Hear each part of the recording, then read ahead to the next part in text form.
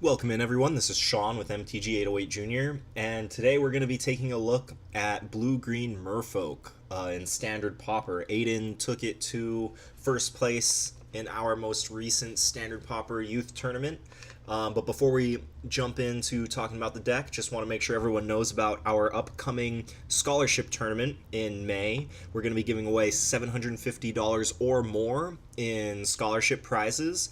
So if you are enrolled in a K through 12 school, and you play Magic, or you want to learn how to play Magic, now is the perfect time. So make sure that you're prepared for our May championship tournament and take home your share of that $750 in scholarship prizes. So, as I mentioned, we had a tournament this past weekend, and we only had 3 players come out, but they played round robins, so they all played each other, and Aiden, right here in the middle, came out in first place, going 2-0, beating the other 2 competitors.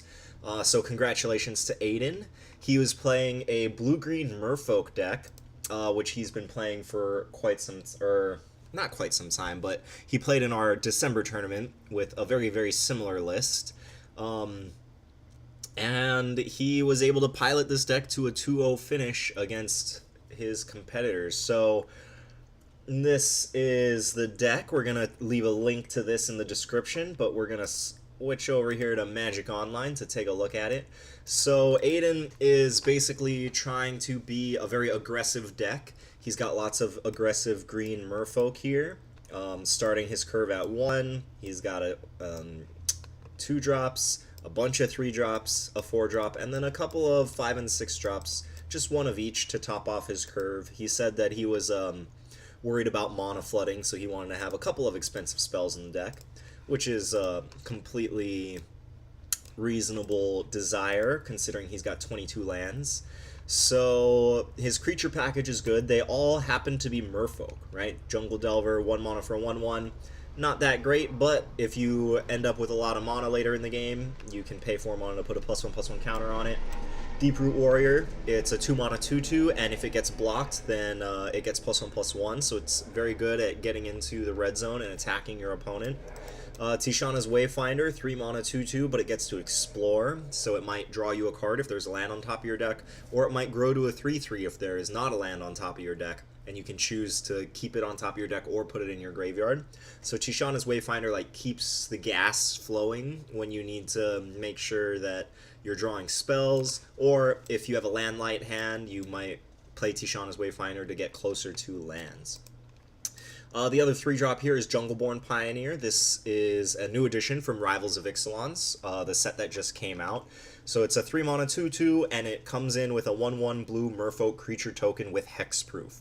So for 3 mana, you're for sure adding 3 power to the board, and the token having hexproof is pretty important because the goal of this deck is to just kind of stack buffs onto one creature and make sure that that creature is able to attack. So we're going to look more at the buffs in a second, but first we're going to round out the creatures. So his only 4 drop here is a 4 mana 2/2 with hexproof, so again, very good if you want to just keep buffing up your creatures.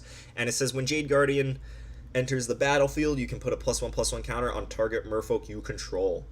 So this guy is very good at pushing through damage, right? If you have a merfolk in play that wants to attack, you can immediately put the counter on a creature that does not have summoning sickness and attack with it that turn. Or if you want to just make your hexproof creature huge, you can put a +1/+1 counter on Jade Guardian and then start buffing it up with your buff spells. 5 mana 3/3 flash flying merfolk, and then the only non-merfolk creature in the deck, a 6 mana 6/6 trampling dinosaur, right? For those times when you are a little mana flooded and you want to play a big giant creature. So let's take a look over here at the buff spells. So probably the most important one, this is the big incentive for playing all merfolks in the deck, River Herald's Boon. 2 mana instant, so you can play it in the middle of combat to trick your opponents. It says put a +1/+1 counter on target creature, so you can target any creature, and a +1/+1 counter on up to 1 target merfolk. So if you have a Jungle Delver in play, you can target it with River Herald's Boon first ability, And because it's also a merfolk, you can target it again for the second part of River Herald's Boon. So if you want to put the 2+1/+1 counters on the same merfolk, you can. If you have two merfolks, let's say a Jungle Delver and a Deeproot Warrior, you can choose to split the counters. So you can target Jungle Delver with the first one and then Deeproot Warrior with the second one. So River Herald's Boon is a very versatile card. The +1/+1 counters are permanent, so you get to keep attacking with the creature over and over again. It adds a lot of power to the board, makes one creature really big unless you just kind of try to punch through with that one creature, which is the deck's game plan. So River Herald's Boon, very, very strong card. Probably the biggest incentive to play Merfolk right now, River Herald's Boon. The next buff spell is an enchantment. It's Cartouche of Knowledge. It's an aura, so you have to put it onto a creature, but it says enchant creature you control, so you can't target your opponent's creatures. When Cartouche of Knowledge enters the battlefield, you draw a card, and then whatever creature is enchanted gets +1/+1 and has flying, right? So one of the ways that Aiden was finishing off games, in the finals, he actually beat Naya by doing this. He played Jade Guardian, put the counter on it, so it was a 3/3, and then the next turn he played Cartouche of Knowledge, making it a 4/4 hexproof flying. So Naya couldn't target this 4/4 flying creature because it had hexproof, and he ended up not being able to kill Aiden fast enough and died to the 4-power flyer attacking over and over again. So Cartouche of Knowledge, very good at helping you push through damage, giving your creatures flying, making it harder for your opponent to block, and buffing them up a little bit. Being able to draw a card when you play it just makes this an all-around very, very solid card. So Cartouche of Knowledge, very powerful, works with the deck's game plan. Rounding out the spells here, we've got 4 Dive Down, right? Target creature gets +0/+3 and gains hexproof until end of turn. So if you happen to put both +1/+1 counters on a creature, let's say you have it on a Tishana's Wayfinder, right? It might be a 3/3 from the Explore ability. You put 2 more +1/+1 counters on it, so it becomes a 5/5, and then your opponent tries to kill it, right? That would ruin your day. They would essentially get 2 of your cards for 1 because they'd be killing the Tishana's Wayfinder. They'd be essentially killing the River Herald's Boon because it's all the counters are on the Wayfinder, and that would ruin your day. But if you have 1 blue mana open, Dive Down is an instant, you can respond to their removal spell by playing Dive Down and giving it hexproof, right? So it's a very, very cheap spell, low opportunity cost to keep just 1 blue mana open, and you can ruin your opponent's day by giving your creatures hexproof. Also, you can give your creatures +0/+3 with this spell, so if you're in combat and your creature is going to trade with their creature, you can play Dive Down to save your creature, and then hopefully your creature has enough power to kill their creature. So Dive Down, pretty versatile spell. It's not the best at punching damage through, which is what you usually see in combat tricks, but because this deck has a lot of ways to kind of stack damage on already, Dive Down is very good at protecting those creatures that you're already invested in. The last spell rounding out Aiden's deck is Unsummon. For 1 mana, you just get to return target creature to its owner's hand at instant speed. If you're able to target a 3 or 4 mana creature with this spell, or maybe a creature that has an enchantment on it, or if they double block and you return one of their creatures to their hand, then you end up killing the creature that's left over. Unsummon is just really, really versatile.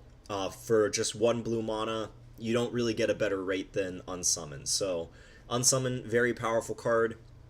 1 mana instants are pretty much the backbone of this standard Pauper format, right? They really tend to make or break the games, right? You have your creatures, which are good, but it's the instants that support those creatures at the right time that are going to really break games wide open. So,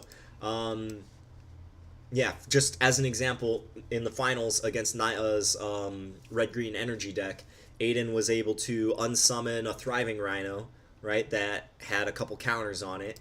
So not only spent 3 mana on the Rhino, but he also lost a couple of turns worth of +1/+1 counters on it, all for just 1 mana. So you get a huge, tempo boost with Unsummon, and it's really hard to find a better rate than that.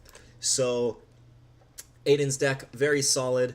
He has some cards in his sideboard. I did not see him use his sideboard during the tournament, but Cobbled Wings lets him send more creatures to the air. Run Aground is just another bounce spell, but instead of sending it to their hand, you put it on top of their deck, so they kind of lose their next draw step. It's much more expensive than Unsummon, but you get a card, you get some card advantage with it, sort of. Blinding Fog, very good at preventing damage if your opponent is just trying to bum rush you, attack you with a bunch of creatures all at once. And then the last card rounding out the sideboard, Crushing Canopy, destroy target creature with flying, or destroy target enchantment. Just a versatile card. If you're playing against other people playing Cartouche of Ambition or other flyers, Crushing Canopy can come in and be a very good removal spell. So this was Aiden's deck. He won the tournament, so congratulations once again to Aiden. But after the tournament, we kind of sat down, laid his deck out, and we made some adjustments to it, right? We only had 3 kids at the tournament, so we were really able to do kind of a deck workshop with the kids that decided to come. So this deck was tried and true, but we could streamline it to help make it a little bit better. So after looking at his deck, I made some suggestions, and here we are. This is the updated list after I made some suggestions with Aiden. You can see, here we are. You can see the updated list here. Okay, we're going to have a link to this in the description as well. And there we go. So we're going to have an updated, or a list to this in the description of the video as well. You can check that out if you want to see it, but we're going to switch back to Magic Online to look at this. Okay, so things that we kept. We kept 4 Unsummon, right? We kept most of his creatures. We trimmed some numbers down to 3 Jungle Delvers. Kept the 4 Deeproot Warriors. We kept the 4 Jungle-Born Pioneers. Very good Magic card. Down to only 2 Tishana's Wayfinder. It's a very solid card, but we don't want too many 3-drops. And then only 2 Jade Guardians, right? 4 mana is kind of a lot. And the reason that we kind of lowered the curve, right? He had a 5 and a 6 mana creature in his deck as well. But one of the reasons we lowered the curve is because we wanted to cut a couple lands. Aiden was playing 22 lands, and he had the 5 mana and 6 mana creature in the deck as kind of protection against flooding. Jungle Delver helps you with that as well, lets you spend mana if you just don't have any spells left. But instead of playing some mediocre creatures in the deck to protect against flooding, another strategy to protect against flooding is just to play less lands, right? If you play cheaper spells, then you get to play less lands, you're less likely to mana flood. It still happens sometimes, but you're much less likely to do it. So that was one big change, right? We cut 2 lands, we trimmed a lot of the expensive spells in the deck, and what we added were some cheap spells in the deck. So, probably the biggest upgrade here is Mistcloak Herald. This is also a Rivals of Ixalan card. Very, very strong Merfolk. It's a 1 mana, 1/1, unblockable. It cannot be blocked. So if you play this on turn 1, you can start attacking with it on turn 2 no matter what they have in play, right? And the reason this is so good is because this deck's best opening is probably playing a turn 1 Mistcloak Herald and then playing River Herald's Boon on it on turn 2, right? Since Mistcloak Herald is a Merfolk, you can target it with the first ability and then target again with the second +1/+1 counter, making Mistcloak Herald a 3/3 unblockable on turn 2. So that's probably the deck's best opening. We definitely want 4 Mistcloak Heralds for that reason. So adding 4 Mistcloak Heralds to the deck was a big change. We also added more 2-drops to the deck. Aiden had 4 Deeproot Warriors, which were, they're a good choice for the Merfolk deck. Very good at attacking. But that was his only 2-drop creature. So, because he's an aggressive deck, we want to make sure that he for sure gets to play a creature on 2. Unless, of course, he's playing River Herald's Boon on his turn 1 Mistcloak Herald. But if he doesn't have that opening, we want to make sure he has a creature on turn 2. So we're playing Shaper Apprentice here. It's a 2 mana, 2/1, so it's a little fragile, but it says Shaper Apprentice has flying as long as you control another Merfolk, right? Every creature in this deck is a Merfolk, so as long as you have another creature in play, Shaper Apprentice is going to have flying, which means that you're going to be able to push damage through a lot better with this creature in the deck, right? A 2 mana, 2/1 flyer is a very good rate. So Shaper Apprentice is going to help you push through more damage, more so than having, you know, more expensive cards, right? If your goal is to push through damage, you want to be making sure that you're playing to the board early. Playing extra 2-drops helps ensure that. Moving on to the spells, we added one Water Knot. If your opponent is playing a lot of big creatures, Unsummon is really good against that, but if you don't draw your Unsummon, Water Knot is a very good answer at just saying that creature is not going to be able to attack or block anymore because it's going to stay tapped.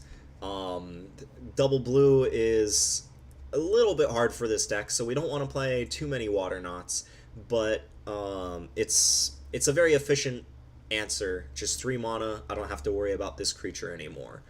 Very good spell helping you push through damage, tap their creature down so that you can attack with your creatures. We have more in the sideboard if your opponent has a ton of expensive creatures, but we don't want too many in the main deck because Unsummon is already very good against big creatures. So we have one Water Knot. It's just kind of like a versatile, flexible card. Catch-all answer. And then the last change, we added some Shed Weakness, right?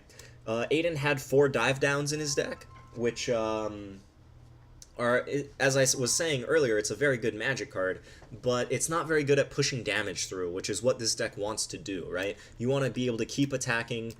If they block your small creature with a slightly bigger creature, dive down isn't going to help you kill their creature.